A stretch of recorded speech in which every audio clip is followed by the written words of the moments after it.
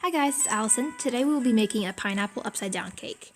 So the first thing we're going to do is grease our springform pan and then sprinkle a little bit of flour into it and spread that all around.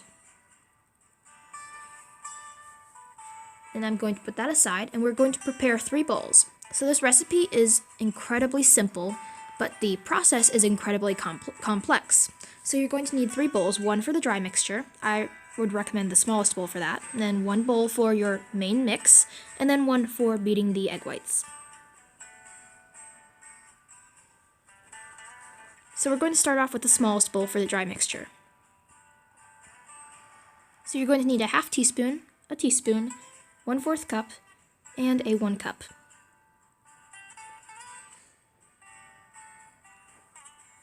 So we're going to start off with flour. You're going to need 1 cup of flour, and carefully put it in because it is a small bowl. And then we're going to use 1 teaspoon of baking powder. After that, we'll add a healthy pinch of salt. And now we're going to mix it together with a spatula instead of a whisk because the bowl is very small and the whisk wouldn't really have a lot of room to move. So now we're going to set that aside and we're going to separate 2 eggs. So we're going to have 1 bowl for the yolks and 1 bowl for the egg whites. Now we're only going to need 1 of the yolks, but we're going to need both egg whites. So if you want to put the other yolk into a separate container because you don't want them breaking and you can't figure out which yolk is which, or how much is 1 yolk, you can do that.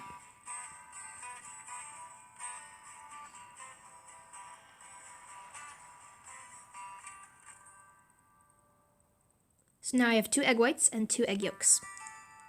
So I'm going to put the egg yolks aside, and we're going to take the egg whites, and we're going to pour them into our bowl. So this bowl is empty. Now if you want, you can add a bit of cream of tartar, and beat these until stiff peaks form.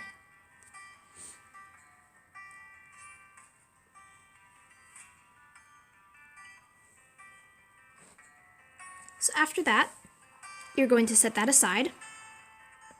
And now we're going to put 1 tablespoon of butter and 1/4 cup of sugar. And we're going to cream those together.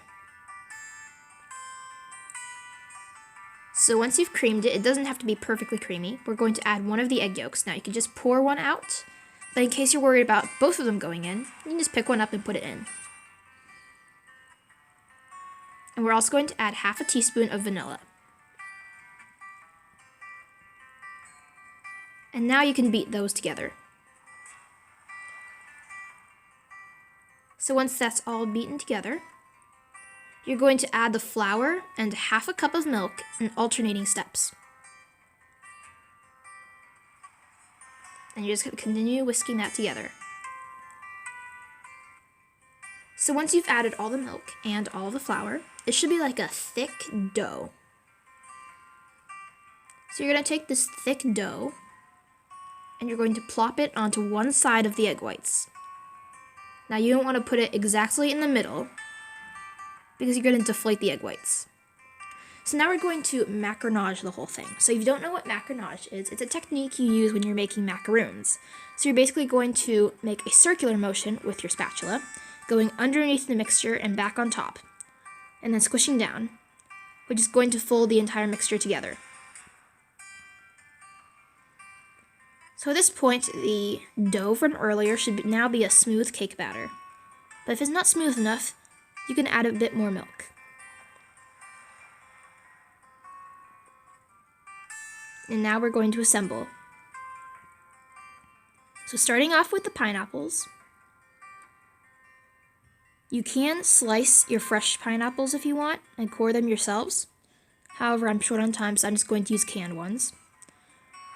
So if you want, because this is such a small pan, this is about 6 inches, you can cut the pineapple slices in half to fill in those empty spaces. However, I'm not going to. And then I'm going to take maybe about 2 tablespoons of sugar and just lightly sprinkle that. So this is going to form the caramelization. Now, sometimes you're going to boil the water and sugar together to get like a caramel. But because the pineapple already has a lot of juice in it, I'm just going to hope that mixes together in the oven. And after you pour the cake batter on top, you can put it on a baking tray. and you're going to bake it at 350 degrees for about 25 to 30 minutes.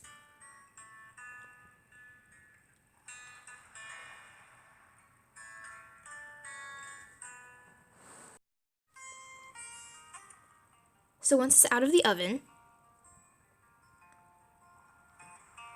and you've tested it for doneness, I'm going to take it out of the pan. So I'm not going to wait until it completely cools. I'm just going to let it cool a little bit. But because I'm going to be handling it for so long, I'm still going to use an oven mitt. So after running the butter knife around the edges, I'm just going to unlatch the clasp on the pan. And then because the caramelization may have seeped out the edges, it may have the sides stuck to the bottom. So you're just going to be very careful when you peel that off. And I'm going to set that aside. And now you're going to take a plate that's roughly the same size as the cake. Take the plate, flip it upside down, and put it on top of the cake, and then one hand underneath, flipping it over. And then now running a butter knife along the bottom of the pan, or just peeling it off. Take it off.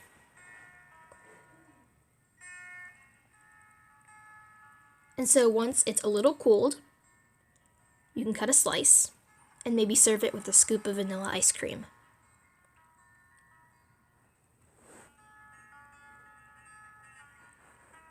Now, depending on how juicy your pineapple slices are, you may have to bake the cake for 40 minutes, but 25 minutes was fine for me. And so here you have a beautiful slice of pineapple upside down cake. I hope you enjoyed this tutorial. See you back here next week.